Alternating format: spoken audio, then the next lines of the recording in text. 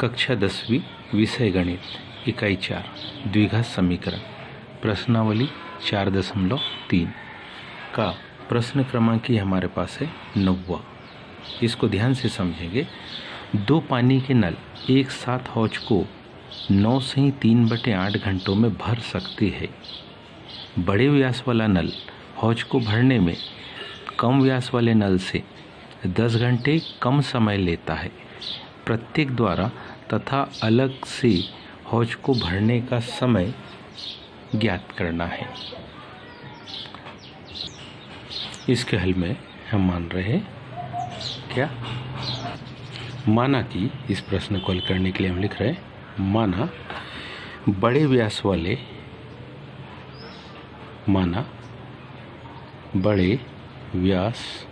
वाले नल द्वारा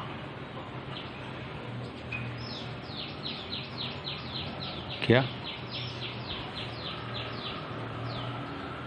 लिया गया समय बराबरी से x घंटे।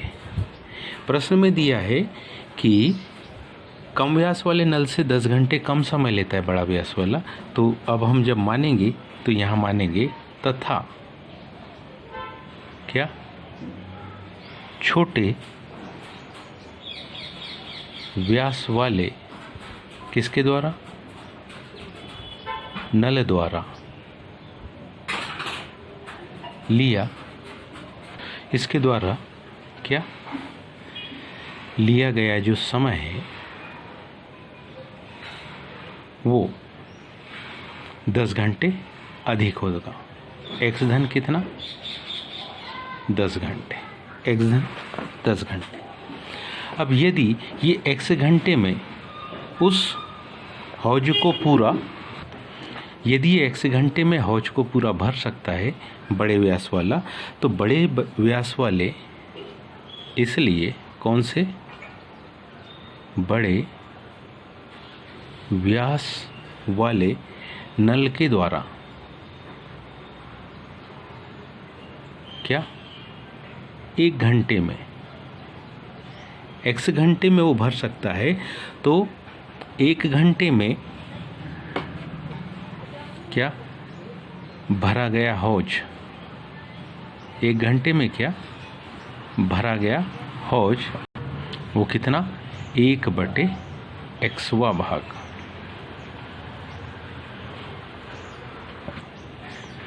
एवं क्या छोटे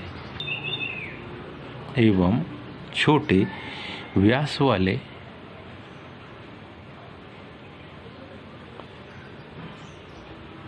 नल द्वारा कितनी देर में, 1 घंटे में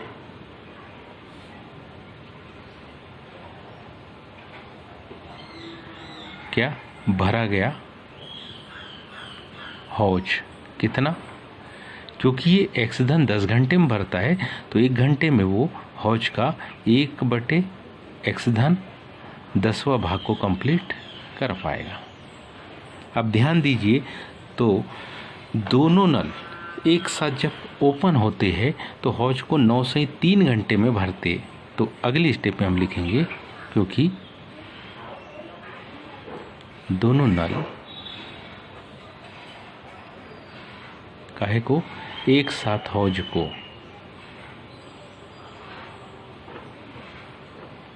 कितनी देर में, 9 से 3/8 घंटे में, 9 8 72 और 3 75/8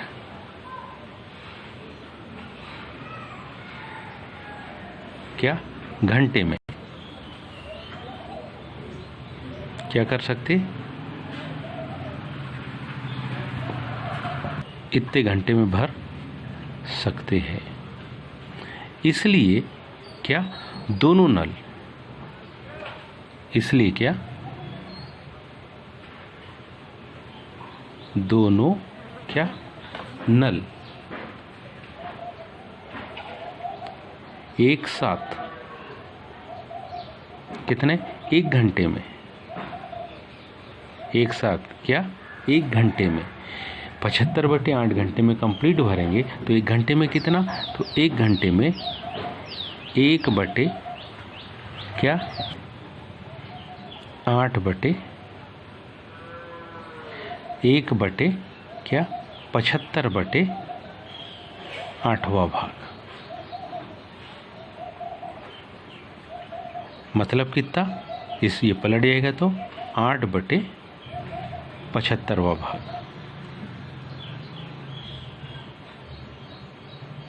भर सकेंगे। 1 घंटे में भरने की कंडीशन है। अब हमारे पास में देखिए समीकरण कैसा बनेगा। अब हम इसको लिखेंगे प्रश्नानुसार। क्या लिखते हैं, ध्यान से समझिए। पहली कंडीशन, बड़े व्यास वाले नल द्वारा 1 घंटे में भरा गया हौज 1/xवां भाग। छोटे व्यास वाले नल द्वारा 1 घंटे में भरा गया हौज 1/x-10वां भाग।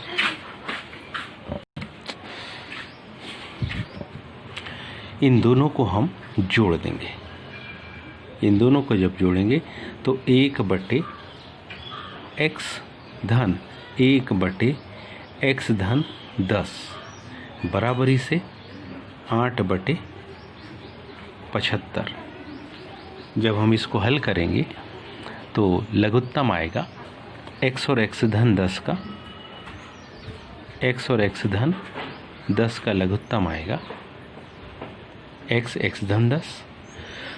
इसका भाग देंगे तो x-10 बार जाएगा, x-10 का भाग देंगे x बार जाएगा, 8/75। अब योग होगा और गुणा होगा। x में x जुड़ जाएगा तो 2x-10, x का x में गुणा x², 10 में x का गुणा 10x, बराबरी से 8/75। ध्यान से देखें तो हम पाएंगे कि दोनों पदों से 2 को कॉमन निकाल सकते हैं। तो ये हो जाएगा x-5 बटे x⁻2 धन 10x बराबरी से 8/75। ये 2 को इसलिए कॉमन निकाला क्योंकि दोनों के अंश वाली संख्या 2 से कट जाएगी। तो 2 एकम 2, 2 चौके 8। अगले स्टेप में क्या होगा, तो 4 का x⁻2 धन 10 से गुणा होगा तो मानाएगा 4x⁻2 धन 4 दाहम 40x। 75 का x से गुणा होगा, 75 का x से गुणा होगा तो 75x होगा। 75 का 5 से गुणा होगा, 5 25 के 5 हासिल के 2, 5 35 और 2 37, 375। ये 375 इधर आ जाएगा। और अगली स्टेप देखो क्या बनेगी, 4x⁻2 धन कितना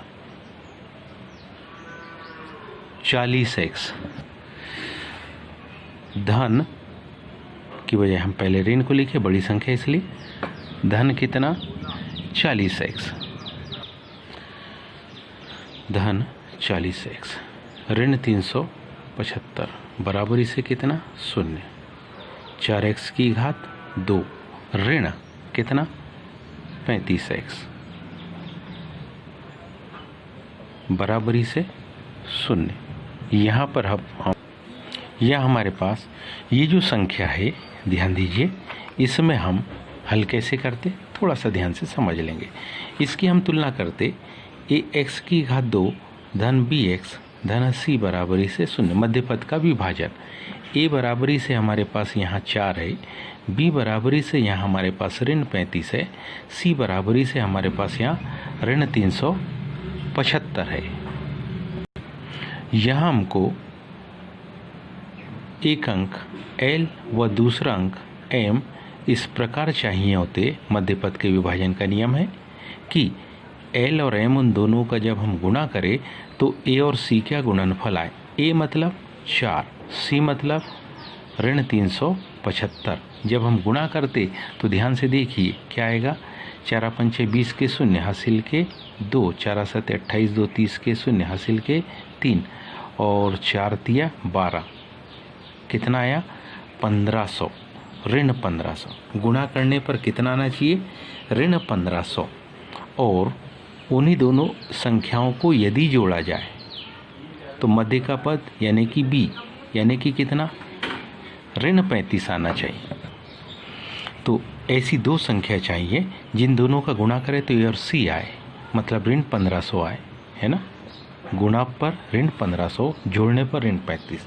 निश्चित है दोनों संख्याओं के चिन्ह अलग अलग होंगे तभी गुणनफल ऋणात्मक होगा, और बड़ा अंक ऋणात्मक होगा तभी जोड़ने पर ऋण 35 आएगा। तो यहाँ पर ऐसे हम ऋण 1500 के गुणनखंड बनाते हैं, उसमें से हम पाते कि हमको L बराबरी से क्या मिल जाता? ऋण 60, व M बराबरी से क्या मिल जाता? धन 25। क्योंकि इन्हीं दोनों संख्याओं का जब हम गुणा करते, कौन कौन सी संख्या का? 60 में ऋण 25 का गुणा करते तो गुणनफल कितना? ऋण 1500 मिलता। और इन्हीं दोनों संख्याओं को जब हम घटाते, ऋण 60 धन 25, और जब ऋण 60 में से हम धन 25 को घटाते तब हमको मिलता कितना? ऋण 35। मतलब हमारे लिए 60 और 25, ऋण 60 और धन 25। तो अब हमने समझा कि इस 35x को बांटने का क्या नियम? इसको बांटने के लिए पहली संख्या ऋण 60x, दूसरी संख्या धन 25x, ऋण 375 बराबरी। पहली दो संख्या से अब हम कॉमन लेंगे 4x। पहली दो संख्या से अगर 4x को कॉमन लेते तो हमारे पास बचेगा x ऋण 15। बाद की दो संख्या से यदि हम 25 को कॉमन लेते तो यहाँ भी बचेगा x ऋण 15 बराबरी से क्या? 0। दोनों पदों में x ऋण 15 कॉमन है। दोनों पदों से यदि हमने x ऋण 15 को कॉमन निकाल लिया तो बचेगा हमारे पास क्या? 4x धन 25 बराबरी से क्या? 0। दो पदों का गुणनफल 0, मतलब अवश्य ही एक संख्या शून्य के बराबर। 4x धन 25 अगर शून्य के बराबर है तब की कंडीशन देखिए, 4x बराबरी से ऋण 25, इसलिए x बराबरी से ऋण 25 बटे कितना? 4, क्योंकि ऋणात्मक समय है। क्योंकि x हमारे पास क्या है? हौज को क्या करने का? हौज को क्या करने का? भरने का समय है। भरने का क्या है? समय है, जो कैसा? ऋणात्मक नहीं हो सकता।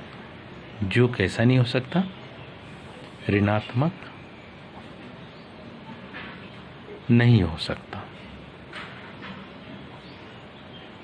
इसलिए x बराबरी से ऋण 25 बटे 4, ये उत्तर कैसा है? अमान्य है। ये उत्तर कैसा है? अमान्य। फिर दूसरा गुणनखंड हमारे पास था x ऋण 15 बराबरी से 0, या x ऋण 15 बराबरी से कितना? 0। तब x बराबरी से कितना? 15। तो अब हमारे पास उत्तर कंप्लीट आ गया। इस प्रकार क्या? बड़े क्या? व्यास वाला क्या? नल द्वारा काहे को? हौज को भरने में, हौज को क्या करने में? भरने में लिया गया समय। हौज को भरने में लिए गए समय x बराबरी से कितना? 15 घंटे। और किसके द्वारा? एवं कौन से? छोटे व्यास वाले या छोटे व्यास वाले नल द्वारा काहे को? हौज को क्या करने में? भरने में लिया गया समय। दोनों में 10 घंटे का अंतर है, इसका मतलब है 15 में 10 क्या हो जाएगा? जुड़ जाएगा। तो 15 10 कितना हो जाएगा? 25 घंटे। तो ये हमारे पास उत्तर आ गया। उम्मीद है आप सभी को समझ में आया होगा। आज के लिए इतना ही, शेष कल। धन्यवाद।